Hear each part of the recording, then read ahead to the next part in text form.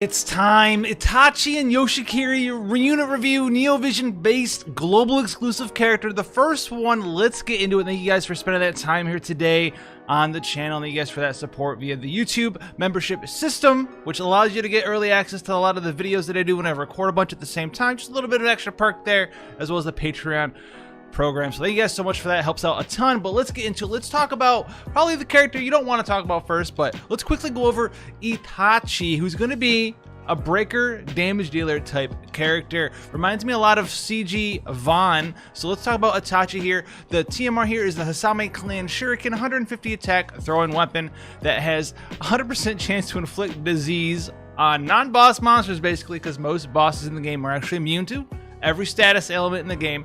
And then she also has Secret Sesame. This is exclusively for her. It increases ice damage dealt. It's one of those ice damage buffs. So she has that access. Her STMR here is the restoration of Sesame, 80% attack, 50% true double wield, true dual wield, and 30% decreased in MP cost to use. This is a fantastic Super Trust Master reward out there. This is just like an upgrade to the old Kingdom Hearts Sora, as well as Kingdom Hearts Riku Super Trust Master rewards. Very strong. Do you need to go out and get it? I don't think so, because there's a lot of different 50% true dual wield materials, true dual wield accessories, even like Ravenheart that exist. But if you do gain access to it, you'll probably put it to some use somewhere, like in Dark Visions. Now let's talk about her sort of a shtick that she is. She's going to be like a breaker support type character. Okay, so she does have a Bolting Strike, Chaining Frame families, as well as Avalanche Kick here. She does have the ability to put one stack of Mirage on your whole party there with the Ice Resist 80%. This is on Sesame Art's Smoke Bomb, so it's a very strong ability there with one stack of Mirage. Now you do have to cast this every single turn. It's not like Vaughn's repeating sort of skill there. She also has 75% on-demand breaks here, and she does have base dual cast. So her breaks here are the Sesame Art. She has Arm Binding, Magic Binding, Body Binding, and Spirit Binding. These are all Bolting Strike, Chaining Frame family skills, so you can use her like as a support chainer while she does these, and they are all 75% on-demand breaks for you for 5 turns against all enemies. On top of that, she also has Human and Beast Killer buff for herself with Sesame Art's Mark of the Assassin, as well as Mark of the Hunter. These could be used in Dark Visions. We've seen it before with conjunction with Mastermind Zahn. You can use her as like your breaker and then a killer buffer, and then Zahn can take the buffs off of her and spread it to your whole party there. And she does have higher breaks than this. So let's get into some of the other stuff that she does do. She has Sesame Art's Snow Shuriken here. This is going to be Bolting Strike as well, guys. This is going to be Ice Imbue, as well as a 100% Ice Imperil. So also another good unit to use in combination with Zahn. She can imbue herself, break for you, get those mirages up, and then obviously she does have the killer buffs, and Zahn can steal a lot of that stuff and spread it to your team there, which is very, very nice there. She has Shuriken Storm Avalanche Kick, which is her strongest skill, but it's Avalanche Kick Chaining Frame, so and it's not even that crazy to talk about. 20 times max mod on the final hit, and a 7 times mod on the first 11 hits in that Avalanche frame. So base mod is 27, nothing super crazy. We're in a world of 100 times mods nowadays. All right, she also has Sesame Arts Shinobi Sprint. This enables triple cast for her with triple Sesame Arts. It's going to increase the multiplier by 2 times for a lot of her other skills. Not double if you're new to the game, just +2 to all of her other mods. Also mitigates 40% damage there. And then her cooldown skills, we have Concentration, Debilitation, and Sub-Zero Shuriken. Concentration, it's going to be a self-attack buff, 250% there.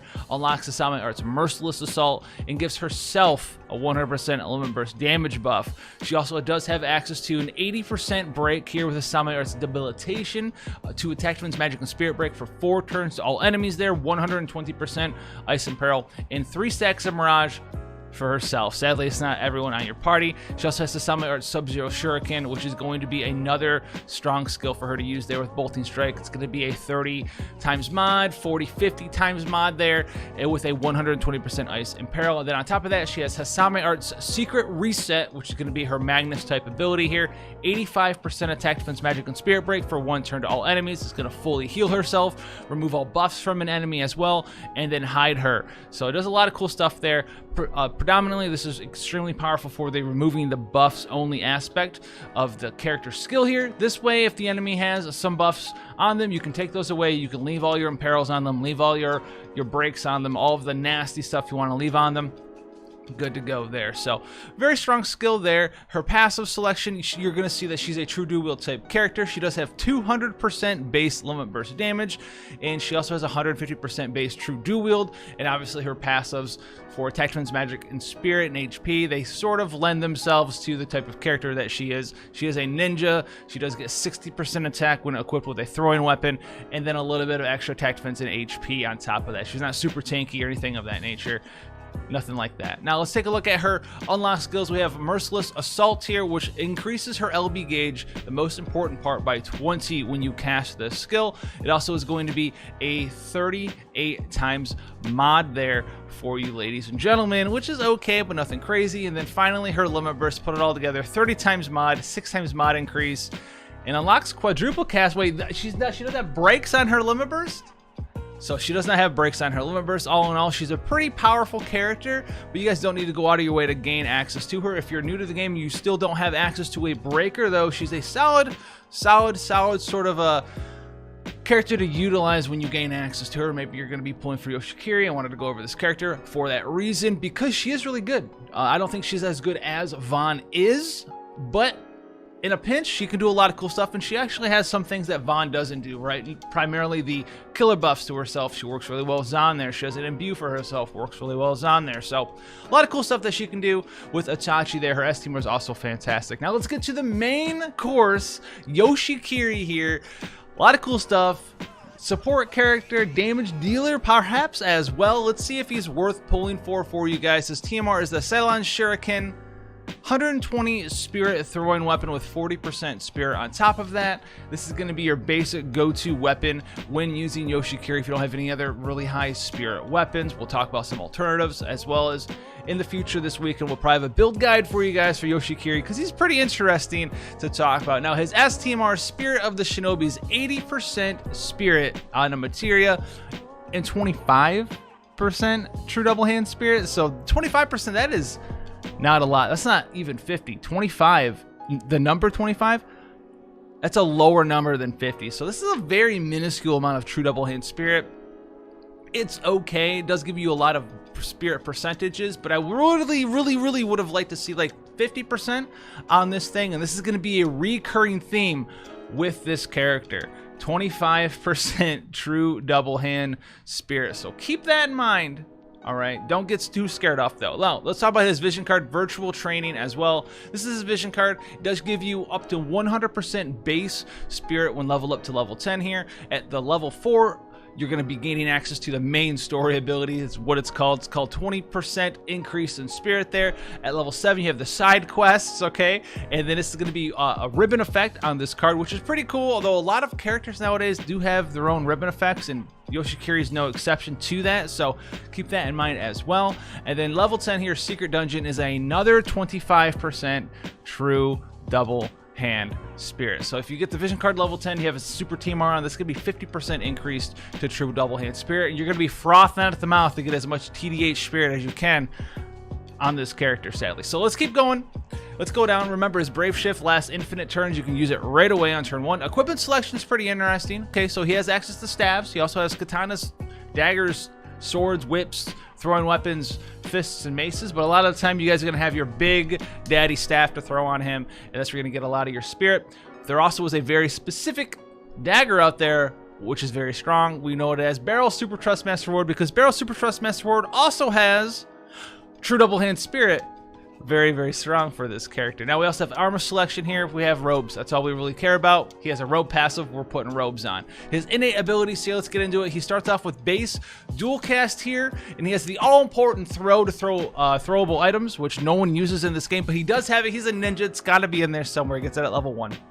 But we'll start off right away. Smoke Curtain, mitigate physical damage by 50% for 1 turn to all allies, and then also mitigate physical damage by 25% for 3 turns to all allies. How does this skill work? Well, obviously, you're going to cast the skill 1 time, right?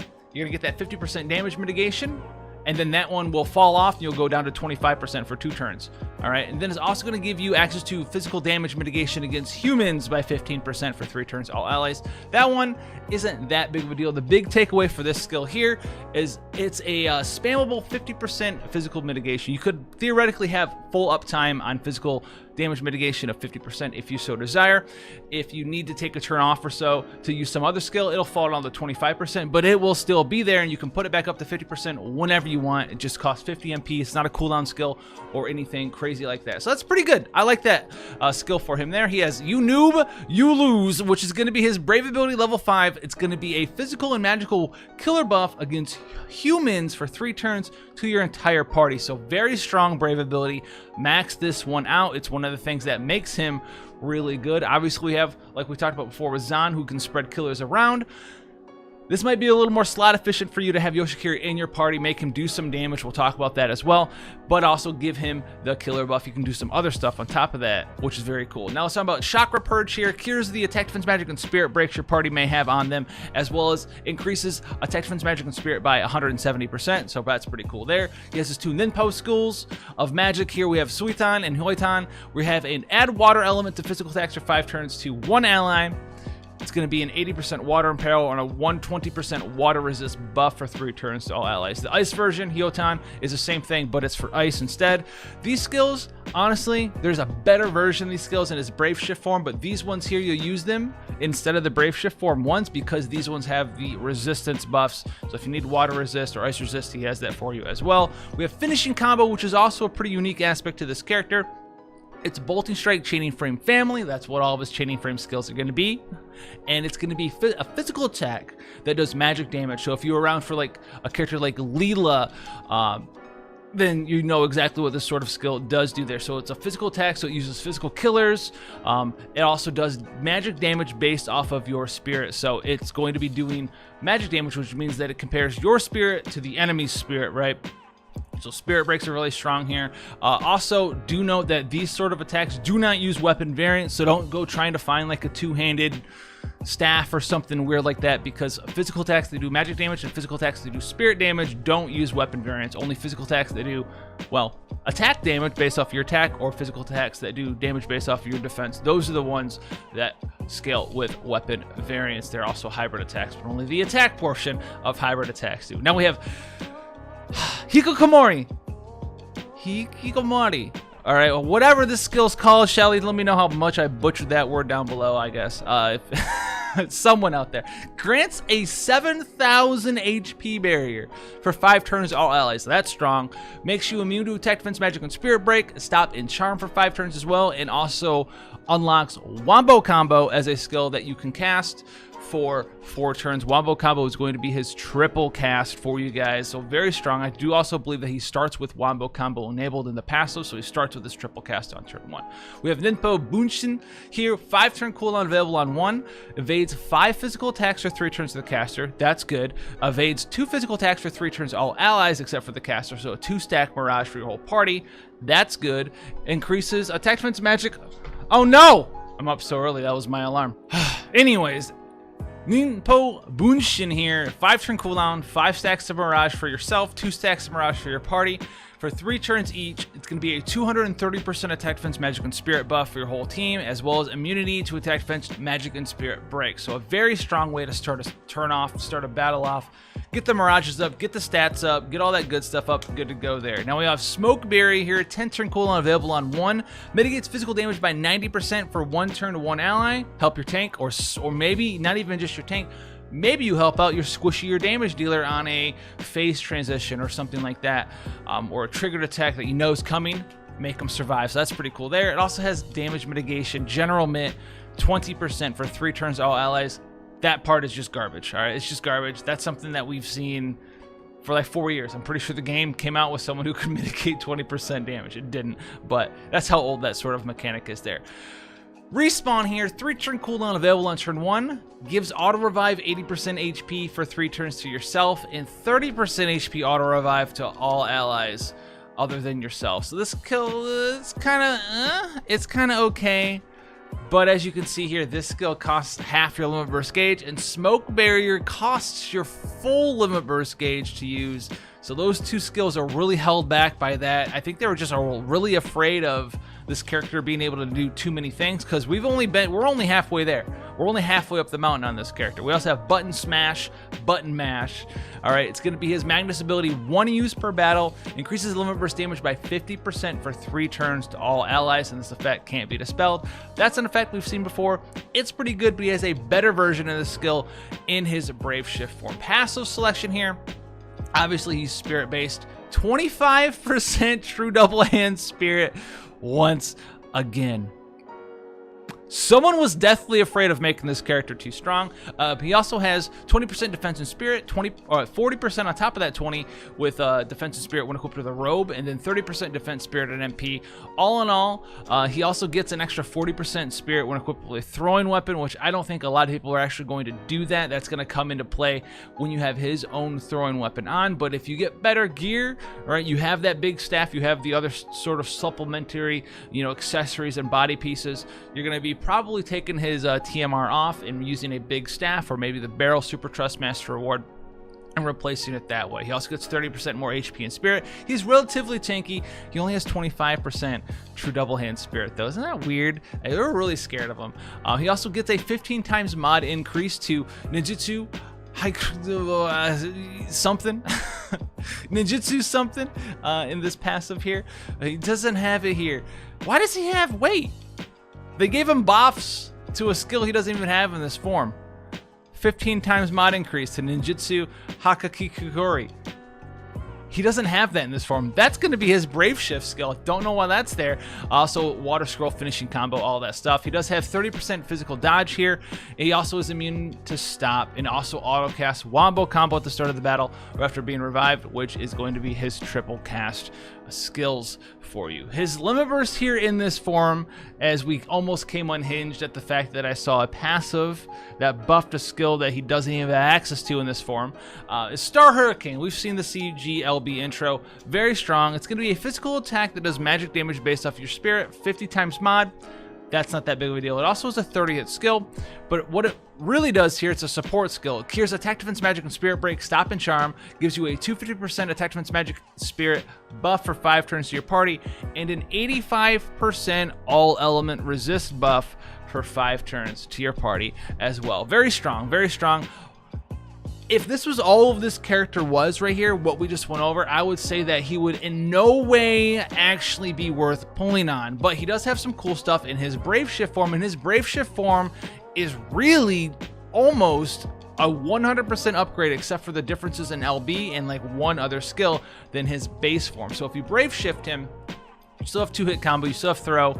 Now you have Feint Block still, and then you have Ninjutsu Jakuten here, which is going to be Machina Killer instead of Human Killer. He has Machina Killer buff in his Brave Shift form, 110% for 3 turns to your party, as well as physical damage mitigation against Machinas. His normal form has the Human Killer variety. Brave Shift has this one, so that's a difference change there. He still has Chakra Purge, which is the cures attack, defense, magic, and spirit break, and then also puts the 170% buffs up on you. But now he has the also most important Water Scroll, Ice Scroll skills. These skills are insane, and it's kind of what sort of makes this character a thing. So Water Scroll here decreases water resist, so it's a 120% water imperil for 1 turn to all enemies, adds water element for 5 turns to your entire party, also increases water physical and magical damage, the buff. It gives you the 15% increased element damage buff for 5 turns to your party as well. That effect cannot be dispelled, and if that's not enough, this skill is also a Bolting Strike skill, physical attack that does magic damage based off your spirit, 30 times mod. Now, Ice Scroll is the same thing, but instead of water imperil, water imbue, water element damage buff, it's ice. So he's got 2 different ones. They both imbue your whole team. They also imperil the same turn. They chain. They also give you the 15% buff, which is a huge deal, that 15% buff being there. That's very strong. That's CG Poppy-esque territory there. Now we have Ninjutsu Hikikomori Kyoku. We're done with that. All right, anyway, this is going to be his main damage dealing skill of choice. very, very, very strong. You're going to swap in here, do all your supportive stuff, and then this skill is going to fill up your LB gauge. You can swap back and use your limit burst here. So this skill here, a bolting strike, the first 8 hits, magic attack, right? Physical attack that does magic damage. Physical attack that does magic damage based off your spirit, 20 times mod. The first 8 hits. Then that second hit there is going to be the very last hit, and it's going to be a 40 times mod based off your spirit. So a base 60 times mod increase. This goes all the way up to 100, and with a passive that we talked about, which he had in his other form for some reason, even though he didn't have that skill, it gets a 15 times multiplier increase. And since this is a front-loaded, back-loaded skill split up like this, it's actually a 30 times mod increase, which makes this, yes, a 90 times mod on demand, triple cast, bolting strike skill, physical attack based off of your spirit. So we're in like Xuanlu Xingwang sort of territory here. Keep in mind though that he's true double hand. There's no weapon variants for true double hand magic type damage, while Xuanlu Xingwang lower multipliers does have the 6 times mod cap. So keep that in mind as well. That being said, he's a full-on support character, and he's actually doing a lot of crazy stuff, especially with the water and ice scrolls. Well, now we have Hikikomori still in this form. You can use this here if you so desire, as well as Ninpo Bunshin, the 2 cooldown skills, the Mirage one, as well as the 7,000 HP barrier buff for your entire party there. Then we have Champion's Mentality here. Different version of a skill we've seen before. This is the magic version of the Smoke Bomb skill. This one's going to be cost your full LB, 10 turn cooldown available on 1, mitigates magic damage by 90% instead of physical damage by 90%. We still have Games Not Over here. This is going to be a different thing, different unique buff. 3 turn cooldown available on 1, increases the attack defense, magic, and spirit of 1 ally by 250% for 3 turns, except for the caster. Then it also increases your spirit as the caster by 300% there. And then last but not least, we have Ninjutsu Kaiho. 1 use per battle, increases limit burst damage by 150% for 1 turn to all allies, can't be dispelled. This sort of effect is going to be the best on those characters who have really high multiplier limit burst, but they don't have a limit burst damage buff in their kit for what reason whatsoever. These characters do exist. It's not characters like Tifa. There's a lot of characters out there, the vast majority of the characters out there who do and are LB damage focused have their own limit burst damage buffs of 100%, 150%. But there also are some of those characters out there who have really strong multiplier limit burst. They have, you know, good TDH. They have true dual wield, 6 times cap. They even sometimes even have a limit burst damage multiplier increases as a passive, but they just don't have a buff. And Mastermind Zon can't spread those buffs, and that's when a skill like this is really going to shine out there for you guys. Also, you've seen it before, right? You've been on stream, the one-shot Tifa, we one-shot the new Coral, we one-shot the new Behemoth on turn 1. There's gonna be some times out there where you don't have the time to do an LB damage buff on that character. You just have to take them out with the Limit Burst on turn 1, and that's also something, if that's a player, that's how you plan, that's gonna be a good thing for you out there. But for the vast majority of you guys out there, that sort of tactic is not on the table. So passive selection here, same sort of stuff, still 25% true double hand. You know, I'm just gonna why? Anyway, he also still has the same amount of like spirit in this form as well. He's got 20, 60 with a robe, 70, 80, 90. He's got 120% without a throwing weapon, 160% with a throwing weapon. So actually not that high there. He also has base human and machine killer. He does have access to stop immunity as well as blind, silence, paralysis, and petrify immunity, 30% evasion. He also has this really weird thing we've seen kind of before where if his HP goes below 50%, he gives himself an all resist 50% buff to all elements in the game. Not really that cool. He still has auto cast, triple combo, wombo combo at the start of the battle. And the limit burst in killer arts here in this Brave Shift form. 70 times spirit scaling mod physical attack there, that does magic damage. Also is going to give a 100% human and machine killer buff to your whole party, as well as a 50% LB damage buff to your whole party, and a 5 times mod increase to the various skills, water scroll, finish a combo, ice scroll, and also his big, what is this skill called? Ninjutsu Hakkayoku. Let's say it. Let's say it once. Hakkayoku. Butchered that. Or I said it perfectly. Anyway, That is a base 90 times mod. If you do use the Limit Burst, it gives it a 5 times mod increase, but front load to back load, so it goes up to 100 times mod. All in all, should you pull for Yoshikiri? How strong is he? A meta breaker? Is he worth your time? It's going to depend on what kind of player you are. So if you're, you're sitting around, especially if you're a veteran player, you probably do not need this character. Actually, you don't need this character as a veteran. If you have Sylvie laying around and characters like Rena and Luna Frey, you have all these different 5-star base supports that we've had for a long time. Yoshikiri does do certain things that they don't do, but a lot of the stuff that he does do is traditional support stuff. He does do a lot of cool stuff, though. I'm just saying you don't need that character. If you're a brand new player, though, you're looking for support, this banner is actually a pretty good way to get into the game because you have not only Yoshikiri for the buffs, right? You have the buffer, the can't be broken stuff. You also have Itachi as the 5-star base. If you don't have a breaker yet, you literally just started playing the game, that might be a good consolation prize for you because you have Mirage with Itachi, you have Breaks with Itachi, you have Imperils and Imbues, which is a very strong thing with Yoshikiri. So if you're a newer player, this might be a good thing for you to go and try to get with tickets, maybe throw a couple Lapis at it if you're waiting for Elena. Remember, this banner will still be around next week when Elena comes out. Now, if you're a Dark Visions player, you're really going for the top, then this character is a very powerful asset for you, especially on these magic maps, because he's a physical attacker that has magic damage based off of his spirit. So you can use him, throw your healer gear on him, get all that good stuff on him, and you can use him with Bolting Strike 90 times mods. Now, the hard part about him is he does have the good multipliers, but he's going to be true double hand, which means no 6 times mod cap. It also means that because he's true double hand magic damage, he has no weapon variant. So you have to treat him like a traditional TDH mage, right? TDH Aerith or TDH, Dark Fina or whatever from back in the day. It's whatever mod you see, the mod you're going to get. You're not getting multiplier bonuses from your weapon. You're not getting multiplier bonuses from 6 times true dual mod cap. Also, true double hand spirit, they made it really rare on him. So he's going to be good supplementary damage for you, but he's not going to be coming in. He's not the next Zhuanglu Xinglong. It's just, that's not what he is. It's just not a thing that he is. So don't expect to get Yoshikiri and be like, I'm going to have his support and I'm going to get in there and he's going to do #1 damage in the world. He's going to do moderate damage at best for you, and that's with good gear because he doesn't have the 6 times mod cap.